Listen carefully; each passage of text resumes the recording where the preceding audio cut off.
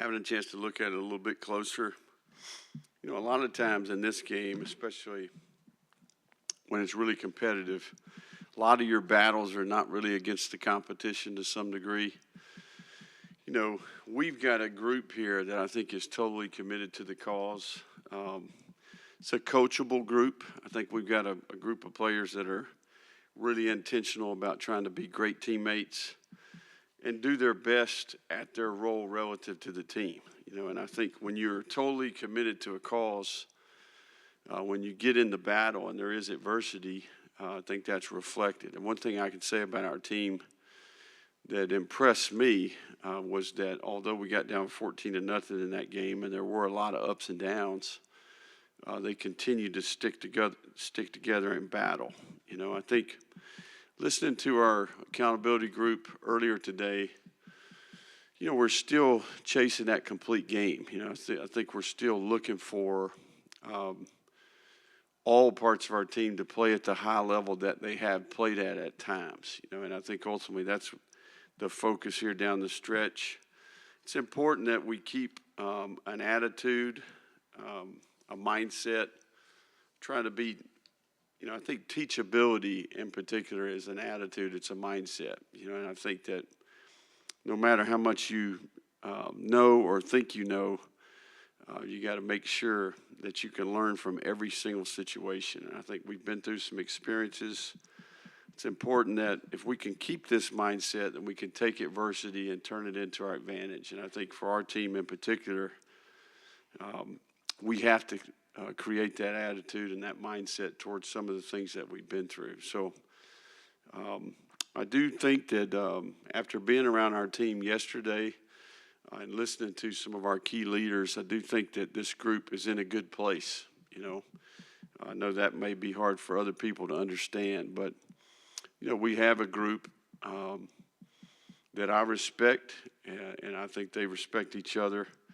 We can do things better, there's no question. There's a dozen plays in this game that we just played. If we just get 6 of them right, we'd probably come out on the other side of that thing. So, much like I said after the game, one of the great things about this game is it requires hard work, sacrifice, investment, courage to go to the stadium every week and put yourself out there. There's no guarantee of the result that you want, and that requires some courage to do. I also think there's good days and bad days. We've been on the other side of a game like that in the past, and that's what makes it a special game. So, our team has turned the page. We play LSU in Baton Rouge. Death Valley's obviously one of the better venues in all of college sports. Haven't played there a couple different times. And as a competitor, and I think for our players, it's a challenge that you look forward to and a memory and an experience that you sign up for. And I think LSU's got a terrific football team, loaded with offensive skill. The quarterback's dynamic, not only as a passer, but his ability to run. And then you look at the defense, they continue to get better. I think about 4 or 5 weeks ago, they made some changes, and I think that's helped them. And obviously, Coach Kelly's a heck of a football coach and has had, significant success along the way. So, ton of respect. I think the approach with the players, I think practice, the preparation, we're still searching that complete game, and ultimately that's what the focus will be on, and it's going to require that. What questions we got? You often use the term everyone in the building. I'm curious about your staff and your analysts in year 2, how you would evaluate their output and their performance in helping, the on-field product on Saturdays. Yeah, I think much like everything we do, I think there's some good and some bad. I think we adjust each year. I think when the season's over, you go back, you quality control. Sometimes mid-season, even in the off-season, I think you have an idea of where you're going to make adjustments relative to what's required to get us where we want to go, right? So, Yeah, I mean, I think all those things are end-of-year approaches. Now's not the time to do that. I mean, you may be taking notes along the way. But I think from a process standpoint, we try to continue to get better. You know, part of your job as a leader is to coach the people that work for you to some degree, right? Areas where we can get better at our process. And I think we've done that for the most part since we've been here. So, you know, all changes and how you evolve your infrastructure, your workflows, I think all those things are typically done when the year's over. As far as the fans are concerned, I mean, they express some disappointment at times during the game. I don't know if you hear it or you get caught up, but what would your message to the fan base be at this point? What are you talking about specifically? About the performance and where you guys are as a program. What would your message be to the fan base? Yeah. Yeah, I think we handed it off on like 3rd and 13 with a backup quarterback. We got some boos for that, you know. I think the national averages, you know, for 3rd and 13 are like under 15% or something like that. Not to mention a guy that was sitting over there with his helmet in his hand, you know, 30 seconds ago runs out there on the short side of the field. So I think that was the right decision for the team. The substitution infraction late in regulation, you said you were going to dig in and maybe get some answers on that. What did you find out, and how can you improve that process moving forward? Yeah, no, I think ultimately we made a mistake there. And every part of our organization is ultimately my responsibility. So, you know, I think it's something that we can do better, and it's my job to get it done better. You made it sound like a player is in charge of, or at least vocalizing. Is that a misspoke? Like, is it coaches, analysts? Like, who's actually responsible for getting that, calling out the whatever the call is to get the kicking unit on the field? Yeah, no, it's not a player's decision, okay? For anyone to equate that or write that or think that, I think would be inaccurate. Ultimately, a player, one of the players is in charge of that unit, right? Much like the quarterback, when the offense takes the field, he calls the play and says the cadence, and we take the field. So, no, that's always a coaching decision. Consistency's been a real problem. How do you coach consistency, or is that just something that has to come with experience? You know, I talked to the team a little bit yesterday. I think when you study elite teams, right, the teams that have had significant success, right, one of the things that is a common factor is continuity. You know, teams that have played together, players that have played together, and ultimately, you know, parts of our team have that element, okay, but I don't think that we have a veteran team. You know, and I think we're gaining valuable experience as we speak. So consistency is one of the things that we're seeking. You're 100% right.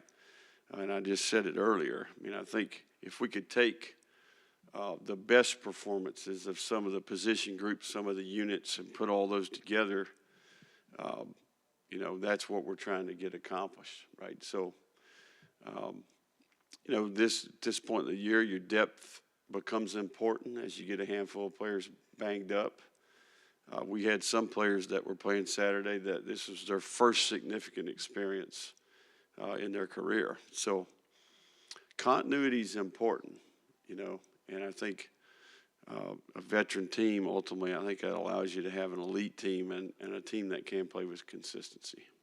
Is that the answer to maybe a couple of the areas that are struggling, whether it's the O-line, some breakdowns in the secondary, is it consistency?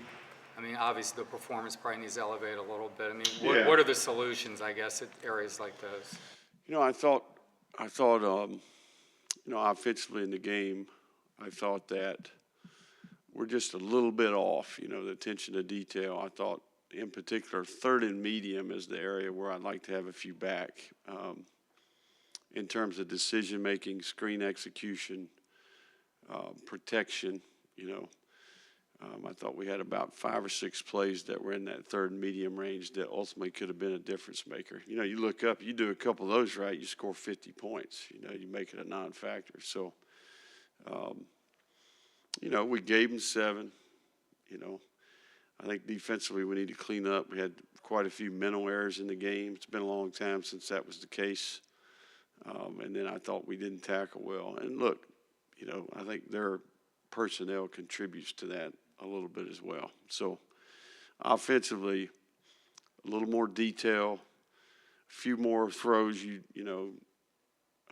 like to have back, and then I think some decisions. But overall, we're close. Look, nobody wants to talk about special teams, but if you take away a PAT and a field goal, we're probably sitting here saying that's the best performance of the year. If you just evaluate the four core, I thought we did a nice job. We created some significant returns in the game. We covered kicks. So we are getting better in the return game. I think we're doing a good job. We're winning more one-on-ones. And we've got some returnable kicks. I think we control the vertical field position in the game. Progress, and it's not shown up in the win and loss column as much as you'd like. What is kind of the message to keep everyone engaged? And you say everyone is, but it can get frustrating for some people, and that's always a challenge. Yeah, I think look, you got to remain process oriented, independent of the result. It's easy to do when you win, right? But it's hard to do that and keep perspective when you lose, right? So trying to remain objective. And look, I go back to no one's more educated or more informed than the players and the staff. I think, that's important for everybody to understand, and no one cares. No one's more committed or worked harder or invested more time or effort or energy than that crew, right? So I observe them every day, and I think it's going to benefit us in the end. Talking a second ago about special teams, another field goal with only 10 guys on the field. How does that keep happening?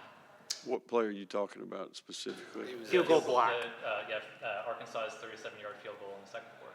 So our field goal block team is what you're saying. Yeah. So we had a player injured on the possession, the play right before, and ultimately that's what contributed to that. The backup wasn't quite on the same page, and that's what happened. One of those has an individual explanation, but I think what frustrates fans, we're getting it, and you're hearing it, I'm sure, is why these things keep happening, Right. 9 games into the season. Right. And what, like, when somebody says, what the hell's going on? What do we tell them? Right. Well, I think look, we can do it better, It's pretty simple, Get 11 out there. Pretty simple. One more question. How much are you following that situation? How could it affect your preparation going against potentially 2 quarterbacks? No, I think Nussmeier obviously has been a very productive player as well. I think if you really dig into the tape, when he's been given opportunities, he's done a nice job moving their team. So, I think we'll prepare for both. They're definitely different players, but they're both very capable. And I think ultimately they do a nice job distributing the ball to the skill they have. This group of receivers, the backs, the tight end, and I think the offensive line, they're one of the best offenses, if not the best